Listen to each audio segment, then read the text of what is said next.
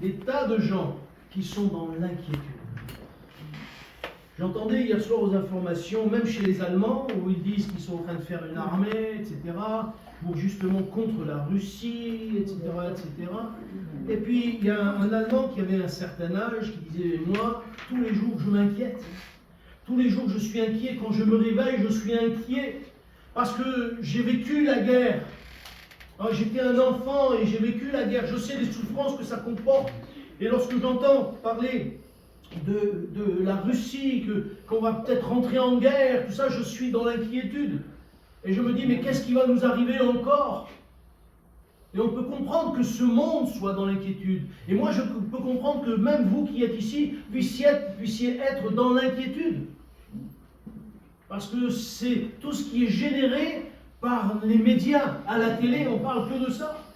La Russie, et Trump, et la Russie, et Poutine, et le... Comment ça s'appelle la guerre, là, j'ai oublié déjà.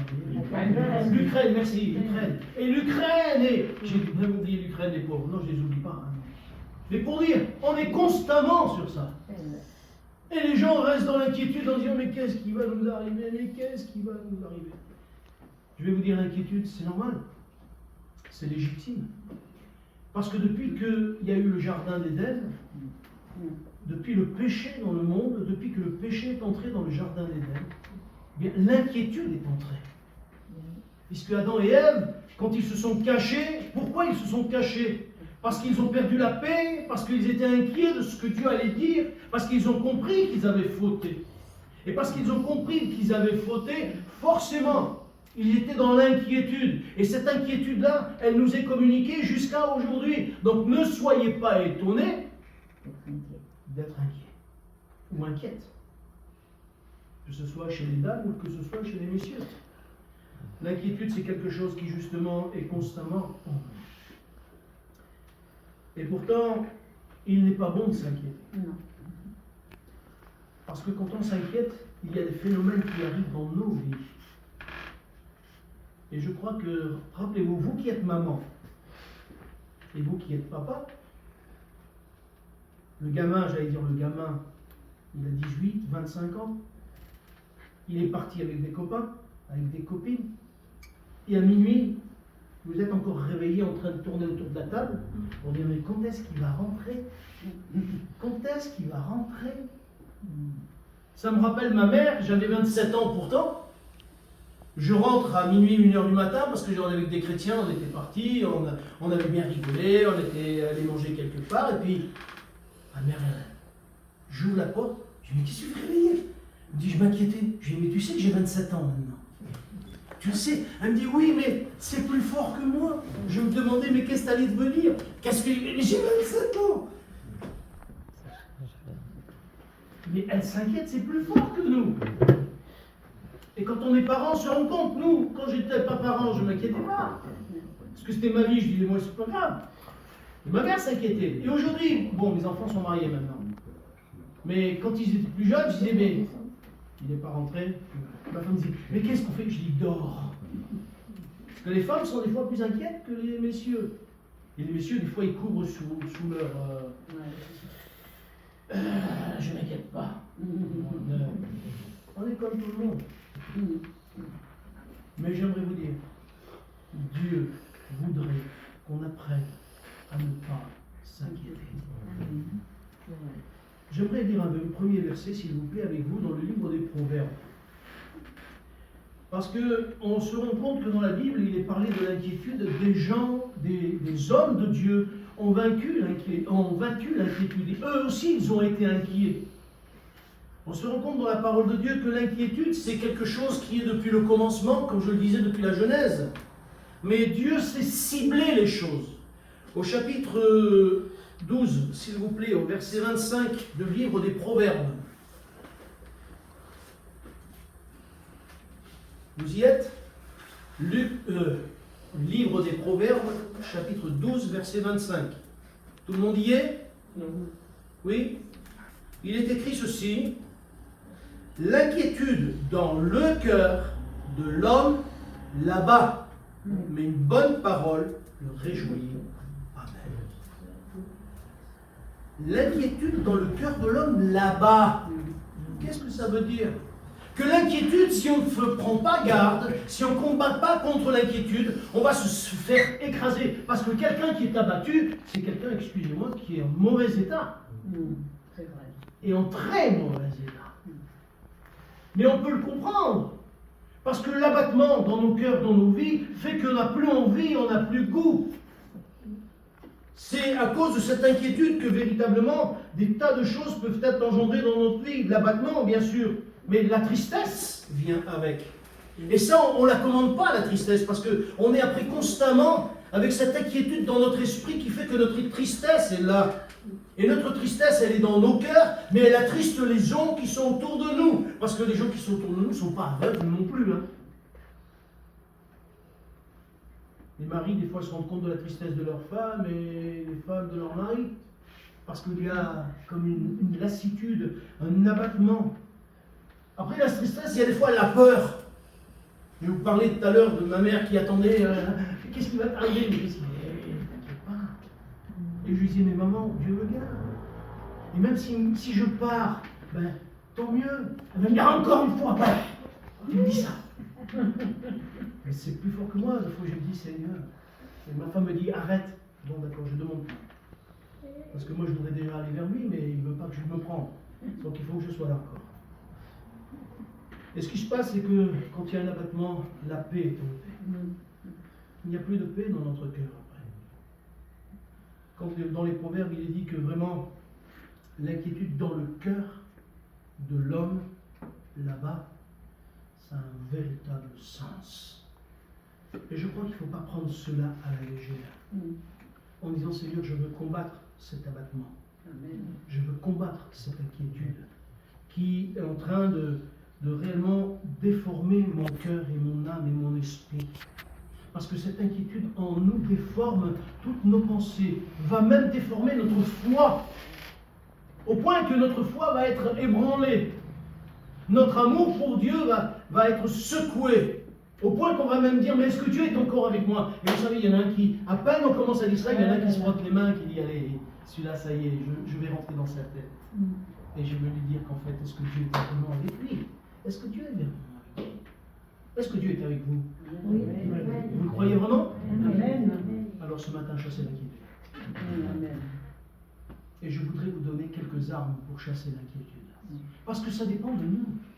Dieu nous a tout donné pour que l'inquiétude ne soit pas dans nos vies. Et on va le voir tout de suite. Hein? Dieu nous a tout donné pour que l'inquiétude ne soit pas dans nos cœurs et dans nos vies. Mais c'est à nous à gérer ces choses. Parce que Dieu veut que nous devenions des adultes spirituels qui sachions gérer l'inquiétude en disant non, je la refuse. Non, je refuse de m'inquiéter parce que j'ai confiance en mon Dieu. Parce qu'il a dit qu'il prendrait soin de moi. Parce qu'il a dit qu'il serait avec moi. On peut se laisser prendre par l'inquiétude, par toutes sortes de moyens. Mais ce qu'il ne faut pas, c'est que réellement cela puisse infecter nos vies. La première situation que j'aimerais vous communiquer, et peut-être même avant, je vais vous donner quelques exemples. Moïse, est-ce qu'il était inquiet? Oui. Oui, comme tout être humain, tu vois. Oui. Pourquoi il était inquiet? Parce que déjà, quand on lui a dit d'aller vers le pharaon, ben, il a dit que je ne sais pas parler, donc c'est déjà... Bah oui, déjà ça, déjà. Il devait prendre en main le peuple d'Israël et le conduire à la victoire. Il dit non, pas moi. Alors qu'avant, il était capable de tuer un Égyptien. Là, quand Dieu lui dit, il dit non, pas moi. Il dit non, pas moi. Parce que je pense que le trouillomètre, il est passé à moins 15, moins 20. Parce que conduire un peuple, c'est pas simple. Conduire des gens, c'est pas simple. Et quelle inquiétude déjà. Moïse, le grand Moïse. Alors ne soyez pas étonnés que vous soyez inquiets. Et Abraham, est-ce qu'il était inquiet? Ben, je pense qu'il a été inquiet, parce qu'à un moment donné, et j'ai Abraham, je suis sûr que si on devait, ce matin on n'aura pas le temps, mais éplucher un petit peu toutes ces inquiétudes, mais une des premières inquiétudes, c'est quand il y a la famine, qu'est-ce qu'il fait? Il part où? En Égypte. Et des fois, il y a des personnes au milieu de l'église qui sont inquiètes d'un coup, s'il se passe des événements dans l'église, qu'est-ce qu'ils font? Ils retournent dans le monde. Comme Abraham, il retourne en Égypte. Parce qu'ils sont inquiets en disant mais c'est pas ça, la foi, je comprends plus, qu'est-ce qui arrive, ça c'était pas comme avant. Mais bien sûr, c'est pas comme avant, oui alors. Qui c'est qui tient tout dans ses mains? C'est celui qui est notre Sauveur et notre Dieu. Amen. Et parce qu'il est notre Sauveur et notre Dieu, quels que soient les événements qui se passent dans l'Église, Seigneur, parle-moi, pour que je sache comment conduire ma vie dans la foi, parce que nous sommes responsables, chacun pour notre part. Moi, je m'excuse, je ne suis pas responsable de toi, Michel, vous le savez, tu te débrouilleras avec le Seigneur. Moi avec moi, toi avec le Seigneur. Non mais chacun la sienne, hein. Mais oui, c'est notre foi, chacun en particulier, qui est important. Et c'est pour ça qu'il nous faut la garder. Est-ce que vous croyez qu'Élie a été inquiété, qu'il était inquiet? Hein, quand la femme voulait lui faire la peau, il s'est vite sauvé. Donc vous voyez, ne soyez pas étonnés d'être inquiète et inquiet. Ça arrive à tous ceux qui veulent marcher avec Dieu. Parce que le diable veut remettre en cause notre amour pour Dieu, notre foi en Dieu. Il veut remettre en cause ce qu'on attend de lui, justement, de notre Sauveur. Il veut remettre en cause qu'il a promis qu'il serait avec nous jusqu'à la fin du monde. Non, il est avec nous jusqu'à la fin. Je voudrais voir avec vous un premier texte, s'il vous plaît, qui se trouve dans le livre de Josué. Parce que Josué va vivre un événement qui va bousculer sa vie. Comme nous, des fois, nous vivons des événements qui bousculent nos vies. Et quand ça bouscule nos vies, des fois, nous ne savons pas qu'est-ce qu'il faut faire. Nous ne savons pas comment réagir. Nous voudrions faire, nous voudrions que notre foi se mette en marche, mais on dirait qu'on est tout seul. On a l'impression qu'on pédale dans la semoule, mais qu'on est tout seul. Et là, Josué, on va lui demander la même chose qu'on avait demandé à Moïse. C'est-à-dire, on va demander à Josué de s'occuper du peuple. Et j'aimerais le lire. Il y a à peu près 8 versets, même 9. Vous voulez bien? Chapitre 1, verset 1. Il est écrit ceci, tout le monde y est? Après la mort de Moïse, serviteur de l'Éternel, l'Éternel dit à Josué, fils de Nun, serviteur de Moïse. Moïse, mon serviteur, est mort. Maintenant, lève-toi, passe ce Jourdain, toi et tout ce peuple, pour entrer dans le pays que je donne aux enfants d'Israël. Tout lieu que foulera la plante de votre pied, je vous le donne, comme je l'ai dit à Moïse. Vous aurez pour territoire depuis le désert du Liban jusqu'au grand fleuve, le fleuve de l'Euphrate et tout le pays des Étiens, et jusqu'à la grande mer du soleil levant. Nul ne tiendra devant toi, tant que tu vivras. Je serai avec toi comme j'ai été avec Moïse. Je ne te délaisserai point, je ne t'abandonnerai point. Fortifie-toi et prends courage, car c'est toi qui mettras ce peuple en possession du pays que j'ai juré à leur père de leur donner. Fortifie-toi seulement et aie bon courage en agissant fidèlement selon toute la loi que Moïse, mon serviteur, t'a prescrite. Ne t'en détourne ni à droite ni à gauche, afin de réussir dans tout ce que tu entreprendras. Que ce livre de la loi ne s'éloigne point de ta bouche, médite-le jour et nuit, pour agir fidèlement selon tout ce qui est écrit, car c'est alors que tu auras du succès dans tes entreprises, c'est alors que tu réussiras. Ne t'ai-je pas donné cet ordre? Fortifie-toi et prends courage. Ne t'effraie point et ne t'épouvante point, car l'Éternel, ton Dieu, est avec toi dans tout ce que tu entreprendras. Amen. Et moi, j'aime ce passage. Parce qu'on voit que José, dans ce qu'il est, pourtant il a été, j'allais dire, éduqué par Moïse. Pas par n'importe qui. Il est rentré dans la tente d'assignation, dans la présence même de Dieu. Et Dieu est obligé de lui dire, fortifie-toi et prends courage. Et Dieu ne va pas lui dire, attends, c'est moi qui vais te donner du courage. Non. Dieu lui dit, fortifie-toi et prends courage. Ma soeur, mon frère, ce matin, j'aimerais te dire de la part du Seigneur, fortifie-toi et prends courage. Amen, amen.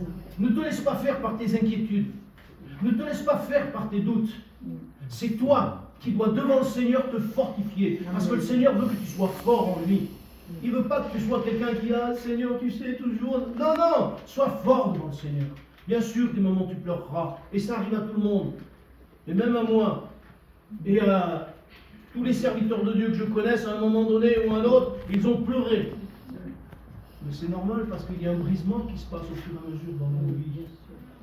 Mais le Seigneur te dit ce matin, fortifie-toi et prends courage. Vous avez remarqué combien de fois le Seigneur lui dit? 3 fois. Il lui dit, fortifie-toi et prends courage. Je crois que c'est quelque chose que nous devons comprendre. Le Seigneur ne veut pas que tu te laisses aller. Le Seigneur dit à Josué, fortifie-toi, et pourtant c'est Josué. Mais parce que Josué, il a le trouillomètre aussi à 0. Vous savez combien de personnes sont sorties de l'Égypte? Combien de familles sont sorties de l'Égypte? Ah, c'est pas la même ça, hein? Combien? 12 familles. Ah, mais c'est pas les familles, les tribus. Ah, les tribus, c'est les tribus, les familles, c'est les familles. Ils font partie d'une tribu, mais dans une tribu, il y a plusieurs familles. 603 550. Et si ça fait 603 550, ça c'est que les familles. C'est-à-dire que si on prend chaque tête de personne, c'est que les hommes. Multipliés par les femmes. Vous rajoutez les enfants, et d'habitude ils n'en avaient pas 2 ou 3 comme aujourd'hui. D'habitude ils en avaient 5, 6, 5. Le minimum c'était 5, 6. Vous voyez mesdames, vous avez de la marge encore. Messieurs aussi. Il y a des messieurs déjà ils se font des cheveux blancs. Il y en a qui les perdent complètement, ils ne préfèrent pas. Mais déjà, si on compte les enfants de plus là c'était des personnes qui étaient au-dessus de 20 ans qui commençaient à compter. Donc on ne compte pas les grands-parents, parce que les grands-parents, ça s'arrêtait à 60 ans, même s'ils étaient plus vieux, on ne les comptait pas après. Donc imaginez le nombre du peuple qui est sorti d'Égypte. Et Josué, il doit conduire ce peuple. On peut comprendre qu'il est... Hein? Et Dieu lui dit, fortifie-toi et prends courage. On peut comprendre aussi qu'il se dit dans un pays, on va rentrer dans un pays où il va falloir faire la guerre, où il y a des gens qui sont sans pitié. Quand on regarde la parole de Dieu dans l'Ancien Testament, les gens étaient sans pitié. C'est pas comme aujourd'hui, attendez, on va s'arranger, vous avez fait du mal, mais on va passer avec un psychologue. Là-bas, il n'y avait pas de psychologue. Là-bas, c'était toi. Vous l'avez attrapé, vous lui coupez les doigts, les orteils, vous lui coupez les pouces, et il va manger sur la table de quelqu'un. S'il mangeait, si on ne le pendait pas à un arbre par les mains jusqu'à ce qu'il meure séché. Et c'était comme ça, et s'il n'était pas content, c'était pareil, il passait en prison pour le restant de sa vie. C'est pas comme aujourd'hui, on est gentil avec tout le monde il est beau, tout le monde il est gentil. Hein. C'était pas comme ça à l'époque.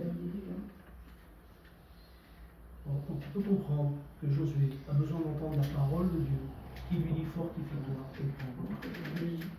Mais Dieu ne va pas lui dire que ça. Il va lui dire quoi encore?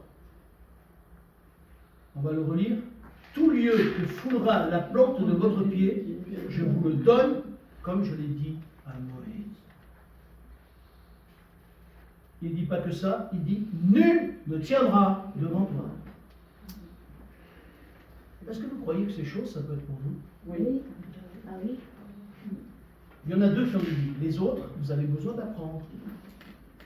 Prendre que Dieu nous donne des victoires. Dieu nous donne de remporter des victoires. Dieu nous donne d'être fortifiés, d'être renouvelés. Parce que la vie de la foi, je tiens à vous dire que c'est une vie de combat. C'est une vie de combat. Une fois, je prêchais à Givor et puis il y a une personne qui est venue à la fin de la réunion qui m'a dit, je peux vous parler? Je dis oui. Il me dit, pourquoi on m'a jamais dit que la foi c'était un combat? Je dis, pardon? Bon, on m'a dit que la foi c'était Alléluia, Dieu nous bénit, Dieu nous bénit, Dieu nous bénit. Je dis, bah non, on vous a menti. Je m'excuse, parce que c'est pas Dieu nous bénit, non. C'est je combats par la foi, mais Dieu me bénit quand même. Je souffre, je combats dans la prière, mais Dieu me bénit quand même. Je résiste au péché, je résiste à la difficulté, je résiste aux mauvaises paroles, je résiste et toujours avec dans mon cœur ce sentiment d'aimer les autres. Si je n'ai pas ce sentiment d'aimer les autres, c'est que j'ai besoin de faire des progrès, d'accord? Mais Dieu est avec nous. Amen. Ça ne veut pas dire que ce sera facile. Parce que même pour les disciples, ça n'a pas été facile. il a fallu qu'ils passent par des moments difficiles pour grandir dans la foi. Vous voulez grandir dans la foi? Alors n'ayez pas peur. Pour grandir, des fois, il faut souffrir. Malheureusement. Mais regardez, les enfants, quand ils grandissent, qu'est-ce qui arrive?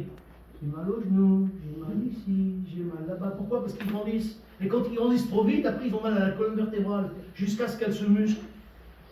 Et ben, dans la vie chrétienne, c'est pareil. Le Seigneur dit, fortifie-toi et prends courage. Il y a une parole qui, moi, me touche encore beaucoup plus. C'est quand, au verset 8, le Seigneur dit que ce livre de la loi ne s'éloigne pas de ta bouche. Mes frères, un des secrets de notre vie chrétienne, pour que nous puissions vivre victorieux, même dans la difficulté, et que l'inquiétude puisse être chassée, c'est que la parole de Dieu soit dans notre vie, jour et nuit, comme Dieu lui a dit. Et Dieu va aller plus loin, il dit que ce livre de la bouche de la loi ne s'éloigne point de ta bouche, médite-le jour et nuit pour agir fidèlement, selon tout ce qui est écrit, car c'est alors que tu réussiras. C'est alors que tu auras du succès dans tes entreprises. Nous voulons du succès, mais si nous laissons l'inquiétude gérer nos vies, nous n'aurons pas de succès. Parce que nous serons toujours dans l'inquiétude. Quoi que nous fassions, nous serons toujours en disant, aïe, est-ce que je fais bien? Aïe, peut-être que je ne fais pas bien. Ah, peut-être que ça, est-ce que je dois le faire? Ou je ne dois pas le faire? Ça, c'est pas une vie, ça. Mais ce n'est pas la vie chrétienne que Dieu veut. Je crois que pour que notre inquiétude soit balayée, chassée, nous avons la parole de Dieu qui nous rappelle les promesses du Seigneur. Nous avons la parole de Dieu qui nous encourage, la parole de Dieu qui nous fait.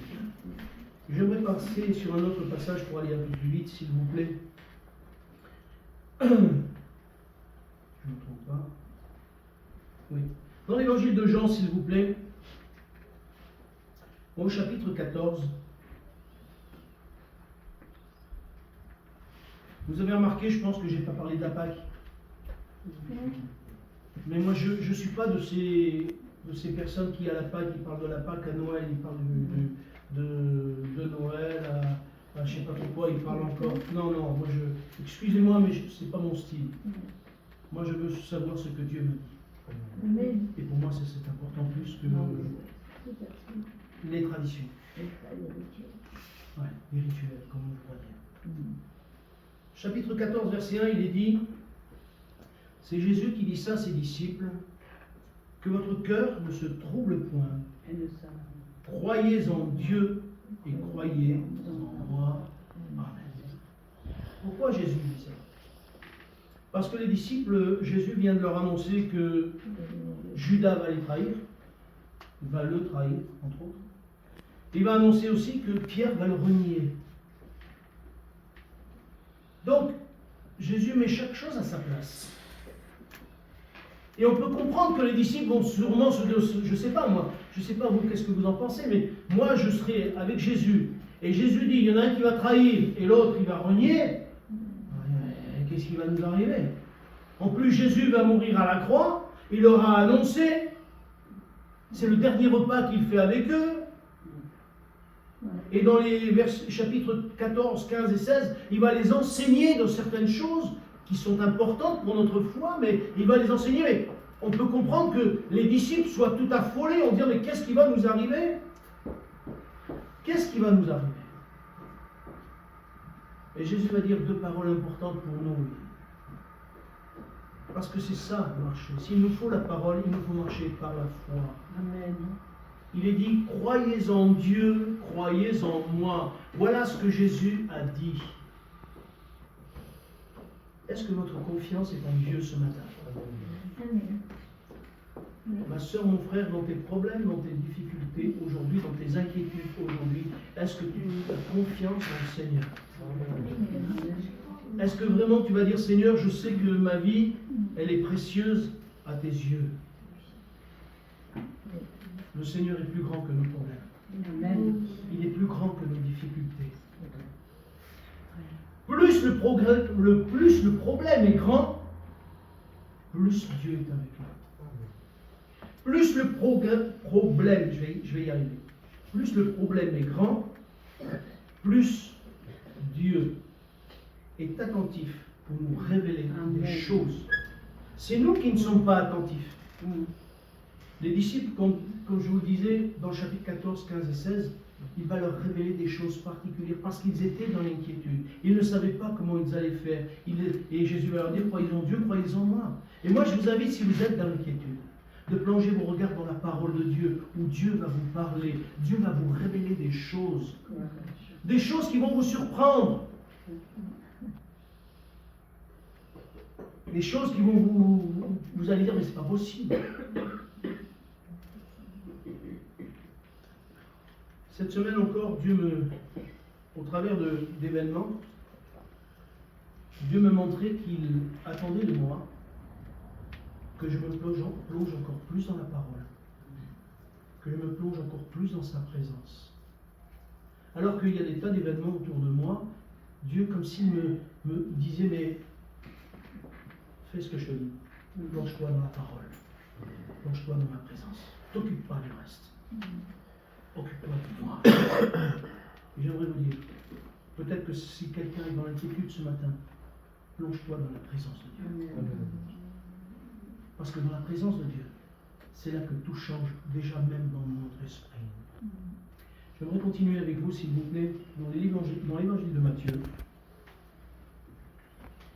Parce que celui qui reste dans l'inquiétude, c'est dommage qu'il le fasse, parce que Jésus a tout donné et nous a montré combien il nous faut complètement nous reposer sur lui. L'évangile de Matthieu, s'il vous plaît, au chapitre 6.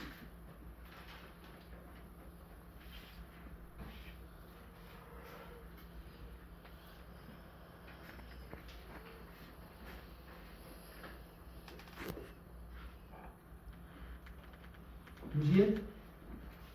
Et à partir du verset 25. On ne va pas tout lire parce que ce serait un peu long. Mais je vais vous lire juste des phrases clés, des versets clés. Verset 25, Jésus dit, « C'est pourquoi je vous dis, ne vous inquiétez pas pour votre vie, de ce que vous mangerez, ni pour votre corps, de quoi vous serez vêtus. » Verset 27. Qui de vous, par ses inquiétudes, peut ajouter une coudée à la durée de sa vie? Et pourquoi vous inquiétez au sujet du vêtement? Considérez comme croissent les lys des champs, ils ne travaillent ni ne filent. Cependant, votre Père, etc. Verset 31. Ne vous inquiétez donc point. Et ne dites pas que mangerons-nous, que boirons-nous, de quoi serons-nous vêtus. Verset 34. Ne vous inquiétez donc pas du lendemain, car le lendemain aura soin de lui-même. À chaque jour suffit sa peine. Amen. Combien de fois il y a la phrase avec inquiétude dedans? Vous l'avez compté? 5 fois. Pas 4,5, 5. Bien 5 fois. Pourquoi? Parce que le Seigneur veut montrer. Et il le fait dans l'évangile de Matthieu. Tout de suite, vous savez, ce passage du 5 à 7, c'est le commencement, justement, où Jésus va commencer à enseigner même la foule. Et il va parler justement des principes du royaume de Dieu. Et dans les principes du royaume de Dieu, Jésus dit, ne vous inquiétez point. Ne vous inquiétez pas du lendemain. Et le Seigneur prend soin de nous, parce qu'il dit, pour la nourriture, je m'en occupe. Pour les vêtements, je m'en occupe. Pour tout ce que vous allez vivre, ne vous inquiétez donc point. Ne dites pas, mais qu'est-ce que je vais faire demain? Qu'est-ce que je vais... Peut-être quelqu'un au milieu de nous cherche du travail. Dieu va s'occuper de toi. Amen.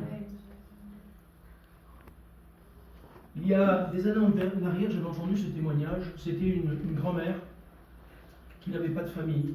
Je ne me rappelle plus si elle avait été mariée ou pas, mais en tout cas, elle était toute seule dans la vie. Et elle vivait dans un appartement, peut-être je l'ai raconté déjà à Givor, à Saint-Chamond, je ne sais plus. C'était une grand-mère, elle était toute seule dans sa vie et elle ne pouvait pas se déplacer, elle avait un certain âge. Et le propriétaire de l'appartement, un jour, est venu la voir et il a dit, écoutez, madame, je vous donne 6 mois. Dans 6 mois, il faut que vous partiez. Elle a dit, mais comment je fais? Elle dit, madame, c'est pas mon problème, dans 6 mois, vous libérez l'appartement. Et cette sœur, c'était une sœur. Elle a dit, d'accord. Elle est allée au pied du père. Elle a dit, père, tu vois. Mais à qui je vais m'adresser, Seigneur? À qui je vais m'adresser? Je ne vais pas casser les pieds aux uns, aux autres, qui cherchent des appartements. Pour moi, comment les chrétiens vont faire pour trouver ces appartements, Seigneur? Mais comment, Seigneur? Elle a dit, Seigneur, je te le remets entre tes mains. Amen. Et sa voisine lui a dit, alors, des fois, les grand-mères, elles sont gentilles, vous savez, entre elles.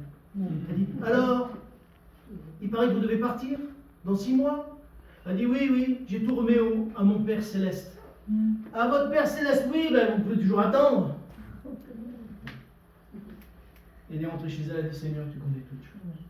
3 mois après, alors, vous n'avez toujours pas trouvé? 1 mois avant, alors, vous n'avez toujours pas trouvé? Et elle a dit, vous savez, mon Père Céleste, il m'apportera la clé à la maison. Oui, c'est ça, il vous apportera la clé du ciel, il va la faire descendre. 15 jours avant de partir, le pasteur il vient la voir, il dit, sœur, je ne sais pas pourquoi. Le Seigneur m'a dit de prendre cet appartement pour vous. Voilà la clé. Le pasteur a dit, je me demande si j'ai raison, je ne sais pas pourquoi. Voilà, elle s'est mise à pleurer et a dit, c'est le Seigneur qui nous a envoyés. C'est le Seigneur qui conduit toutes choses. Notre Père, il est notre Père. Amen. Et s'il est notre Père, il sait prendre soin de nous. Je ne sais pas ce que la voisine en a pensé. J'aurais bien voulu être une petite souris pour voir. Mais je ne me rappelle pas la fin du témoignage, mais ça m'avait marqué. Parce que combien Dieu sait prendre soin de nous. Dieu fait tout à merveille. Et s'il n'a pas permis peut-être que tu obtiennes ce que tu avais décidé d'obtenir, c'est parce que peut-être ce n'était pas bon pour toi. C'est que ce n'était pas bon pour toi. Mais Dieu va prendre soin de toi. Alors chasse tes inquiétudes. Amen. Chasse tout ce qui te fait de la peine à l'intérieur, tout ce qui te mine à l'intérieur. Remets tout au Père qui lui va prendre soin de toi. Il est notre Père, et j'aime à le dire, il est notre Père. Amen.